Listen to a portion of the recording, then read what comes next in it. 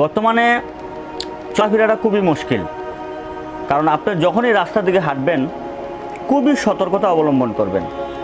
আপনি জার্নি করেন, আপনি বাসায় এমনকি ঘুমাচ্ছেন, আপনি খুবই সতর্কতার সাথে ঘুমাবেন, কারণ যে কোনো মুহূর্তে আপনার আমার উপরে আল্লাহর পক্ষ থেকে গজব আসতে পারে। দেখেন, আমরা গুনাহকে গুনাহ মনে করতেছি না।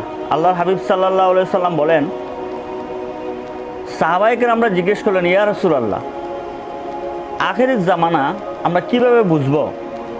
আল্লাহ রাসূল সাল্লাল্লাহু আলাইহি সাল্লাম বললেন যে যখন তোমরা মনে করবে আল্লাহর বিধান অর্থাৎ ফরজকে তোমরা যখন স্বাভাবিকভাবে গ্রহণ করে নিবে, এটা ফরজই মনে হচ্ছে না, অথবা গুনাহকে যখন তোমরা স্বাভাবিকভাবে মেনে নেবে, এটাকে গুনাহই মনে হচ্ছে না, তখনই মনে করবে তোমরা আখিরি জামানার ফিতনার সাথে সম্পৃক্ত হয়ে গেছো। আপনি চিন্তাও করতে পারবেন না, সুদ একটা ভয়াবহ জঘন্যতম অপরাধ ইসলামী দৃষ্টিতে, অথচ এই সুদটাকে কিভাবে মেনটেন করতেছে। এটাকে কেউ বলতেছে ট্যাক্স, কেউ বলতেছে এটাকে ইন্টারেস্ট। এটার নাম চেঞ্জ হয়ে গেছে, এখন আর সুদ কেউ বলে না, এখন সুদকে বলে ইন্টারেস্ট অথবা ফ্যাসিলিটি অথবা বিজনেস।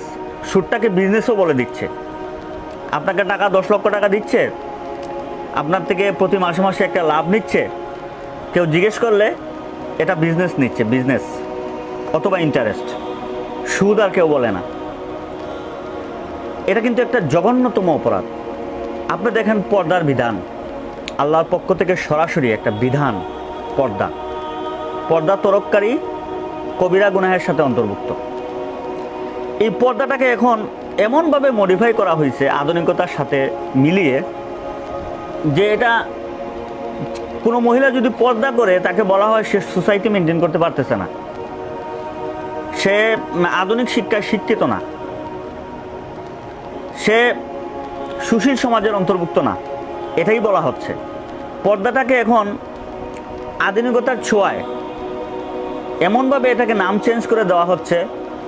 একটা বেপরদা পুরুষ, একটা বেপরদা ছেলে, একটা বেপরদা মেয়ের সাথে কথাবার্তা বললে এটাকে বলা হয় ক্রাশ হয়ে যাচ্ছে।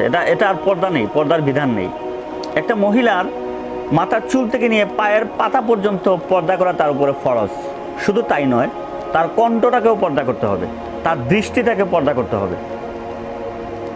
একটা মহিলার গলার কণ্ঠস্বর শুনে একটা পুরুষ তার প্রতি আসক্ত হতে পারে, তার দৃষ্টিতে আসক্ত হতে পারে, তার চাহনিতে আকৃষ্ট হতে পারে।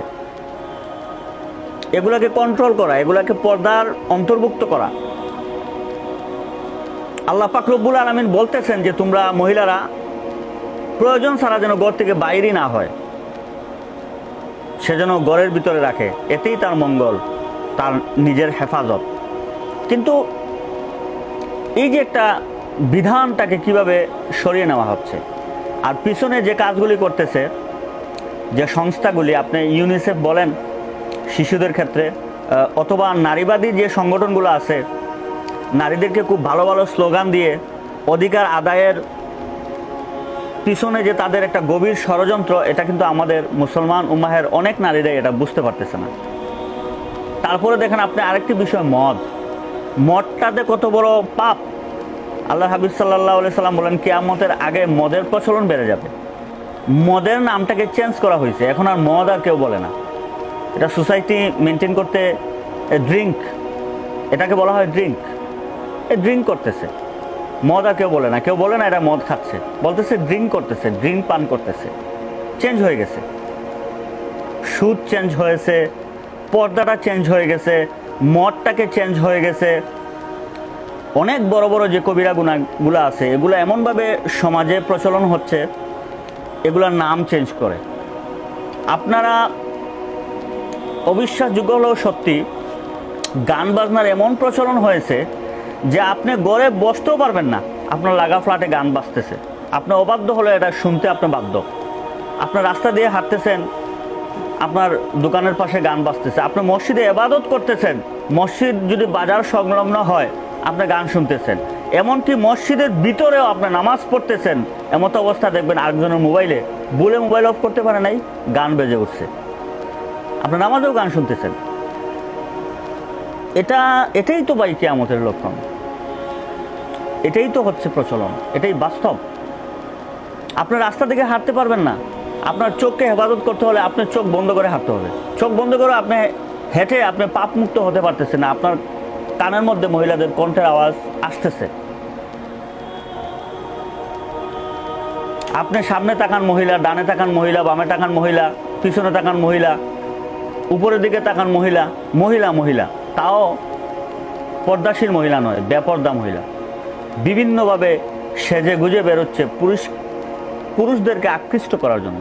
অথচ এই নারীগুলি তাদের ঘরে তাদের স্বামীর সামনে সেজে এরকম বের হয় না, মার্কেটে যেরকম সেজে বের হয়, স্কুলে তার সন্তানকে নিয়ে যাওয়ার জন্য যেরকম সেজে বের হয়, সে কোথাও বিয়ের পার্টিতে যাওয়ার জন্য যেরকম সেজে বের হয়, সেগুলো তার স্বামীর সামনে এরকম সেজে বের হয় না। এই যে কিয়ামতের আগে এক শ্রেণীর নারীগুলারে নিয়ে আল্লাহ রাসূল সাল্লাল্লাহু আলাইহি ওয়াসাল্লাম বলছেন যে তাদের গার্জেন অর্থাৎ তাদের পিতা